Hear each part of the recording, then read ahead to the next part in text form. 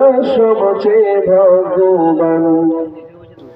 কত শান কত মান কত রে ইজ্জত, সবার আগে জান্নাতে যাবে এই নবীর উম্মত। ঠিক কিনা বলেন?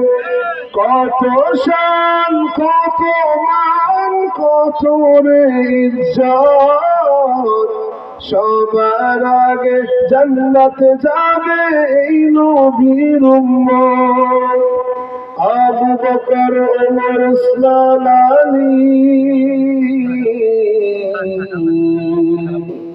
আবু বকর ওমর উসমান আলী পেয়ে গেছে জান্নাত।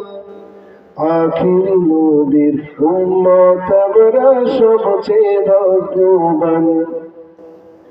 কেমন নবীর উম্মত আমরা